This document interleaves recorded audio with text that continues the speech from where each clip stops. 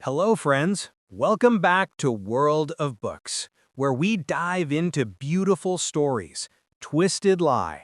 Chapter 8 Christian black हमेशा मेरा favourite colour रहा है। Silent, deadly, impenetrable. मैं उसमें घर जैसा महसूस करता हूँ, जैसे शैडोज मिल रही हो रात के अंधेरों से। लेकिन एक सेकंड में उसने सब उलट पुलट कर दिया, जैसे उसने मेरी पूरी जिंदगी को हिला दिया हो। जब स्टेला मेरे सामने से गुजरी तो मेरे खून में गर्मी दौड़ गई। मैं धीरे से उसके पीछे मुड़ा और आसपास के लैविश डेकोर को देखा। म्यूजियम का एलिफेंट डिस्प्ले एक सेंटरपीस था, 13 फुट लंबा, और उसके चारों तरफ मरीन लाइफ के प्रोजेक्शंस दीवार पे चल रहे थे, जैसे हम अंडर वाटर हों। ब्लैक कपड़ों में सर्वर शैंपेन और स्नैक्स लेके घूम रहे थे, और एक स्टेज था जहां होस्ट आने वाला था ताकि सबको बताए कितने पैसे रेज हुए हैं। इस इवेंट के सीट्स की कीमत थी $8,000 पर पर्सन। मैं उसके ड्रेस पर उससे ज़्यादा खर्च कर चुका था और हर सेंट वर्थ था। ये बहुत खूबसूरत है, स्टेला ने धीरे से कहा। उसकी नज़र मेरे पीछे किसी चीज़ पर टिक गई। हरे आंखें, हरा ड्रेस, जिंदगी और नेचर का सिंबल, ग्रीन। अपैरेंटली अब वो मेरा नया फेवरेट फकिंग कलर था। यस, इट इज़, मैंने कहा। मैं नहीं मुड़ा देखने के लिए कि वो किस चीज़ पर इतनी फोकस्ड थी, नहीं मैंने उन नज़रों पर ध्यान दिया जो हम दोनों पर थी। 1 साल से मुझे किसी औरत के साथ पब्लिक में नहीं देखा गया था। कल सुबह तक शहर में हमारे बारे में चर्चा होती, पर मुझे फर्क नहीं पड़ता था। जब से स्टेला ने उस रात अपने लिविंग रूम में वो डैम ड्रेस पहनी थी, मेरी हर बात, हर इरादा टूट गया था। थोड़ा रिजेंटमेंट मेरे सीने में जल रहा था। मुझे उसके ऊपर अपना कंट्रोल पसंद नहीं था, लेकिन फिर भी मैं उसे देखना बंद नहीं कर पा रहा था। कार राइड के दौरान एक बार मैंने अपना सिर उसकी तरफ घुमाया, एक लास्ट मिनट फ्लाइट किसी दूर देश जाने के लिए, बस अपने आप को उससे दूर रखने के लिए। कई हफ्तों और महीनों तक मैंने अपने आप को काम में दफन कर दिया था उसे भूलने के लिए। चाहे मैंने कुछ भी किया हो, कुछ ना कुछ हमेशा मुझे उसके पास वापस खींच लाता। उसकी आवाज़ का कोमलपन, उसकी खुशबू और वो सब्ज रंग की चमक जो मेरे दिल में चुभ गई थी उस दिन से। वो प्यार नहीं था, लेकिन वो पागलपन था। स्टेला की नज़र मेरी नज़र से मिली। एक हल्की सांस उसके होंठों से निकली और मेरे अंदर एक अर्ज उभरी। उसे दीवार के साथ दबा दूं, उसके बाल खींच लूं, उसके होंठों को छू लूं जब तक कि मेरे दिल की आग पूरी तरह से भड़क न जाए। हम दोनों के बीच एक इनविजिबल रोप जैसी टेंशन थी, इतनी रियल कि उसका दर्द महसूस हो रहा था, जैसे वो मेरे सीने के अंदर लपेट रही हो। वो एक सेकंड एक अनंत बन गया। फिर स्टेला ने अपनी नज़र हटा ली। उसके नकल्स सफ़ेद हो गए थे उसके क्लच के आसपास, लेकिन उसकी आवाज़ शांत थी जब उसने कहा, तुमने कभी बताया नहीं कि ये इवेंट किस लिए है? उसने मेरी आंखों से बचते हुए फिर से रूम में देखा। Ocean conservation? मेरे सीने के अंदर जो कसावट थी थोड़ी ढीली पड़ गई थी, लेकिन उस रिलीज ने मुझे अजीब सा असंतुष्ट कर दिया। Close, baby turtles.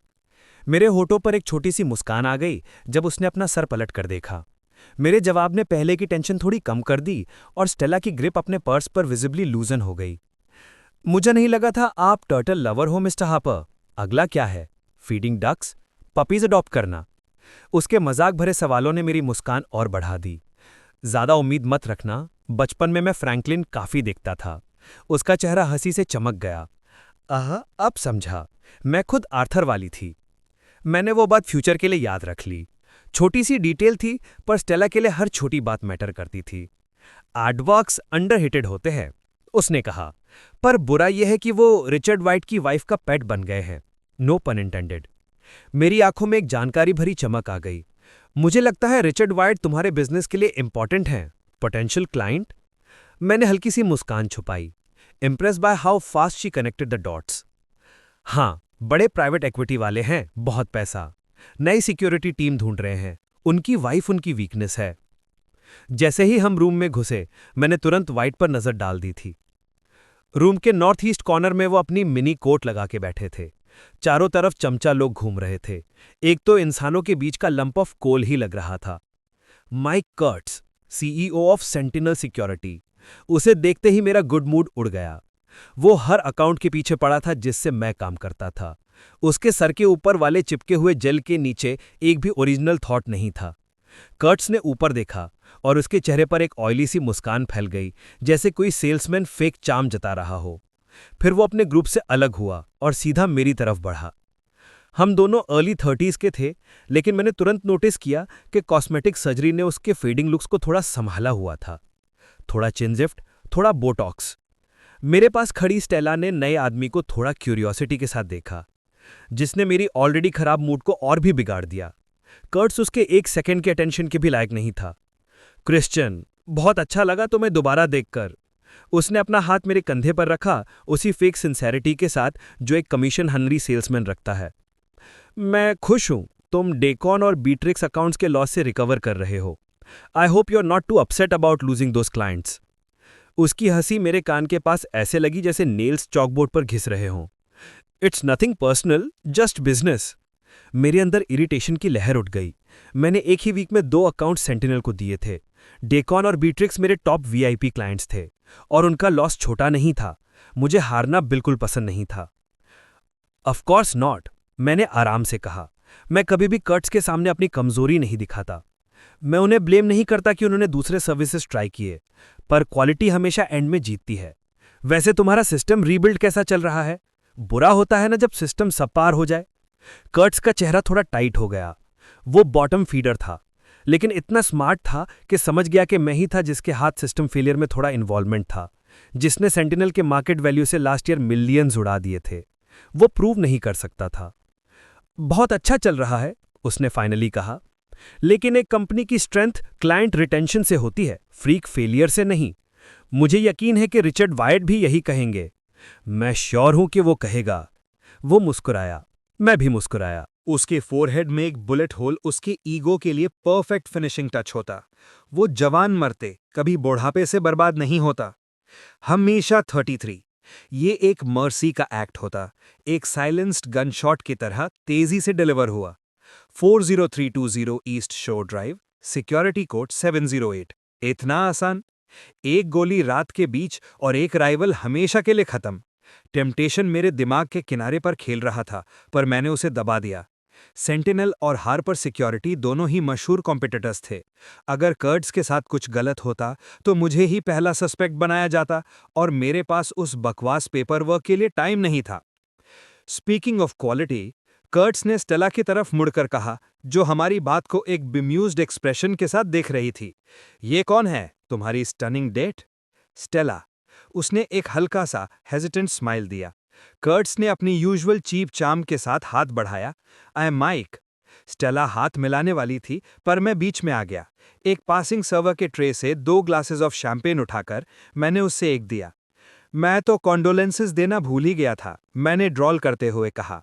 एक ग्लास स्टेला को दिया और दूसरे हाथ से अपनी ग्लास घुमाई। सुना था तुम्हारे एक क्लाइंट के साथ वो अनफॉर्चुनेट इंसिडेंट हुआ। दुख की बात है ना, आजकल रिलायबल बॉडीगार्ड्स मिलते ही नहीं हैं, पर अच्छा हुआ क्लाइंट के पास अब भी ज्यादा फिंगर्स बची हैं। स्टेला ने मेरी तरफ एक छोटी सी ग्लांस टहली। वो ऐसी लड़की थी जिसके पास हर किसी के लिए एक मुस्कान और एक अच्छा शब्द होता, जो अपनी पुरानी नैनी की देखभाल के पैसे खुद देती थी और जरूरत पड़े तो अपनी शर्ट तक दे देती। मेरी और कर्ट्स के बाद का जो डार्क अंडरटोन था, वो उसके लिए बिल्कुल फॉरेन कॉन्सेप्ट होता। मैं बस सोच ही सकता था कि अगर उसे कभी पता चलता मैंने क्या क्या किया है तो वो कैसे रिएक्ट करती। Not that she ever would. कुछ बातें ऐसी थी जो उसे कभी नहीं पता चलनी चाहिए थी। उसके हाथ की गर्माहट मेरे बाजू तक फैल गई, मेरे अंदर के ब्लैक रेस्टलेस एनर्जी को थोड़ा शांत करती हुई। उसे छूना एक अजीब कंफर्ट देता था, पर मुझे डर था कि मेरा अंधेरा उस तक सीप कर जाए और उसकी रोशनी खा जाए। मैंने खुद को कंट्रोल किया, हॉस्टिलिटी को दबा दिया सिर्फ उसके लिए। मैं नहीं चाहता हमारी फर्स्ट डेट उस गुस्से से खराब हो। फिर भी मैं कर्ट्स को एक लास्ट झटका देने से नहीं रुक सका।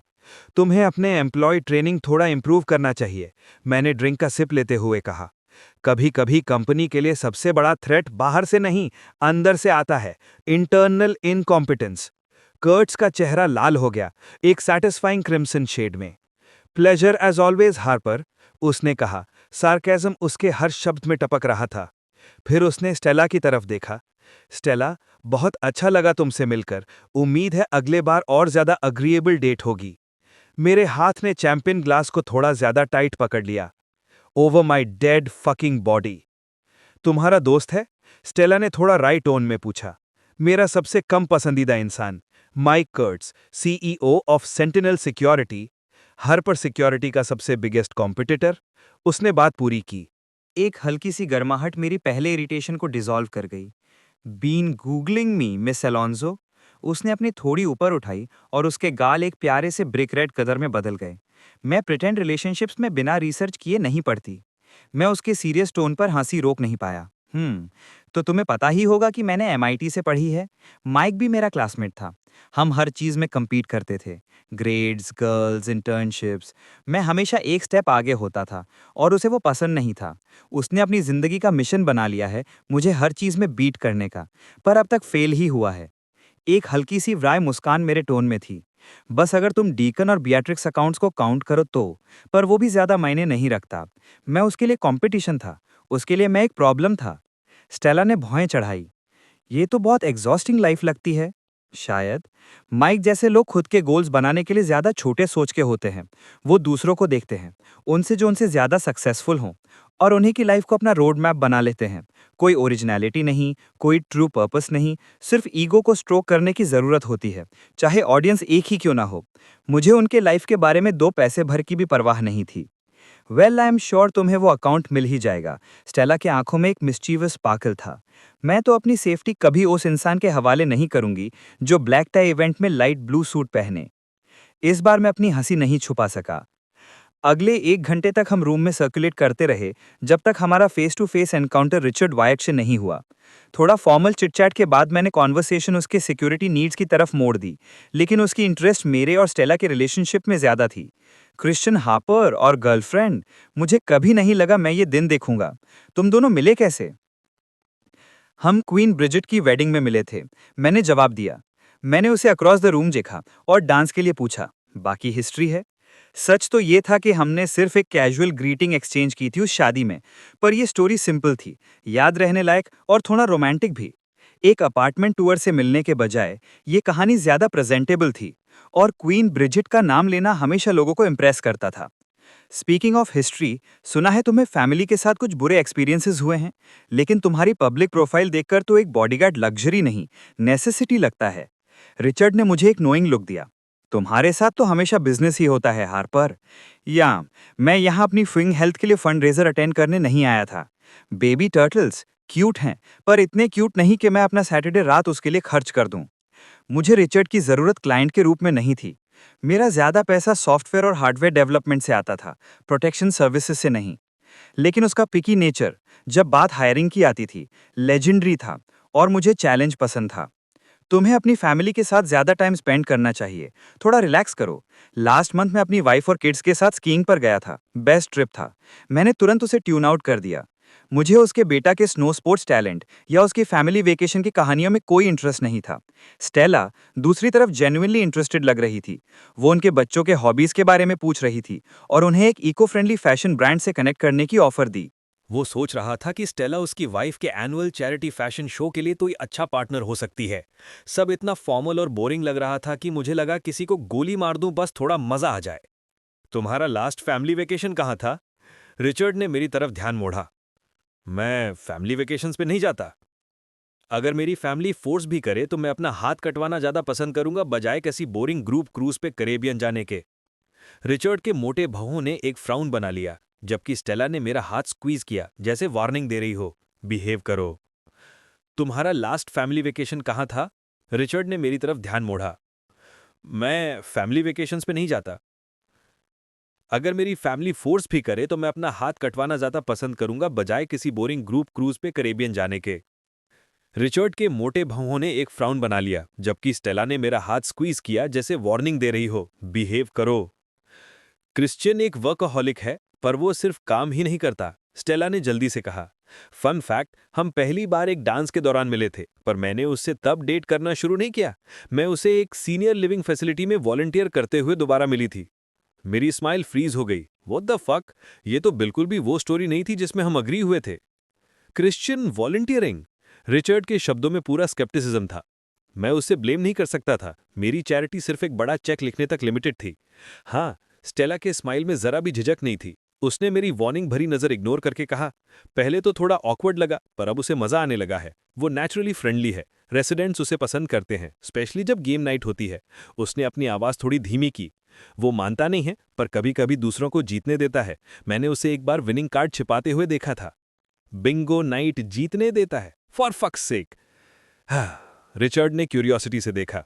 मुझे नहीं पता था तुम्हारे अंदर ये साइड भी है हर पर। ट्रस्ट मी, मैंने सूखे टोन में कहा, जैसे सहारा डेजर्ट। मुझे भी नहीं पता था। हम कुछ मिनट और बात करते रहे जब तक रिचर्ड की वाईफाई और स्टेला से मिल गई। दोनों तुरंत एक फ्रेंडली कॉन्वर्सेशन में खो गई और मुझे रिचर्ड के साथ बिजनेस डिस्कस करने के लिए छोड़ दिया। मैं उसे कन्विंस कर रहा था कि उसे एक प्रोफेशनल प्रोटेक्शन टीम की जरूरत है। तभी उसने मुझे रोका और बोला, मुझे पता है तुम क्यों आए हो हार पर, और ये बेबी टोटल्स के लिए नहीं है, लेकिन मैं मना नहीं कर रहा। मेरी वाइफ खुश है कि तुम आए। तुम्हारा RSVP उसके लिए सबसे अच्छी न्यूज़ थी। उसने प्यार भरी नज़र से अपनी वाइफ की तरफ देखा जो अब एल्डोरा के एम्बेसडर से बात कर रही थी। मेरे शोल्डर्स टेंस हो गए। Where the hell is Stella? वो सिर्फ 10 मिनट पहले तक रिचर्ड की वाइफ से बात कर रही थी। मैंने पूरा रूम स्कैन किया पर वो दिखाई नहीं दी। तभी रिचर्ड ने बोला, मेरा फोन तब से बज रहा है जब से मैंने अपनी पुरानी सिक्योरिटी टीम छोड़ी है। हाँ, मुझे पता है हार्पर सिक्योरिटी सबसे बेस्ट है। मैं कुछ बोलने ही वाला था जब उसने कंटिन्यू किया, लेकिन मुझे उन लोगों के साथ काम करना पसंद है जिन पे मैं ट्रस्ट कर सकूं।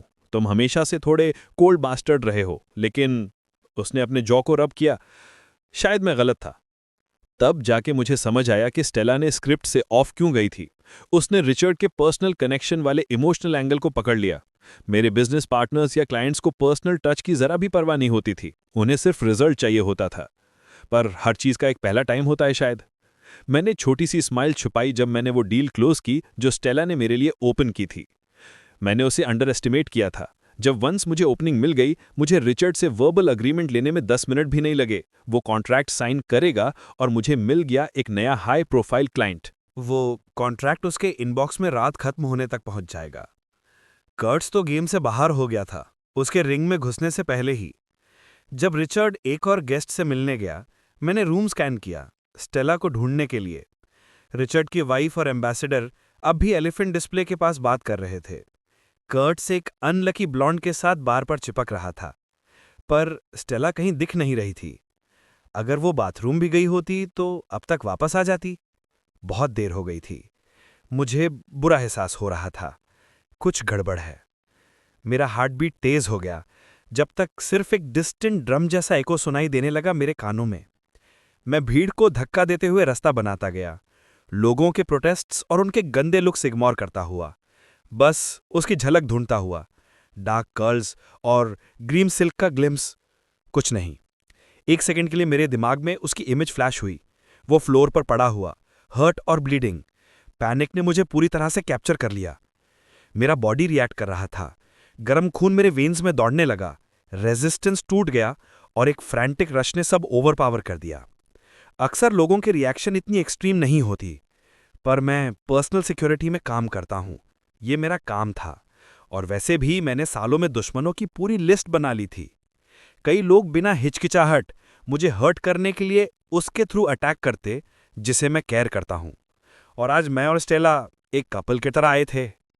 शिट, मुझे ज्यादा केयरफुल रहना चाहिए था। मैंने गेस्ट लिस्ट चेक की थी और कर्ट्स के अलावा कोई भी वैसा नहीं था जो रियल थ्रेट लगता। ऑफकोर्स कोई भी अंदर स्लिप कर सकता था, सर्वर्स, अशर्स या दूसरे इवेंट स्टाफ के बीच। मेरे जॉ मसल्स टाइट हो गए जब मैं एक छोटे हॉल में घुसा जो मेन रूम के साइड में था। If anyone touched a goddamn hair on her head.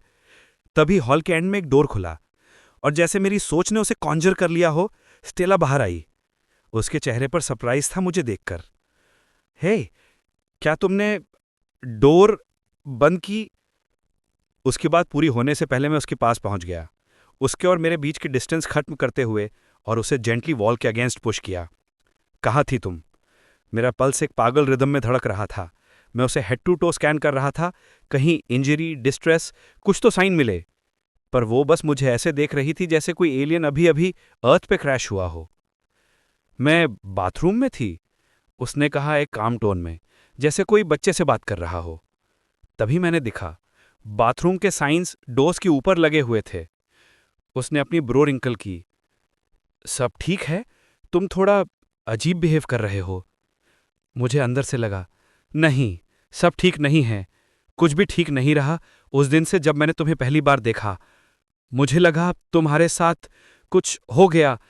मेरी आवाज़ की रफनेस ने मुझे खुद भी हिला दिया। इतनी इंटेंसिटी सिर्फ रिलीफ से आ सकती थी। मुझे इतना केयर नहीं करना चाहिए था।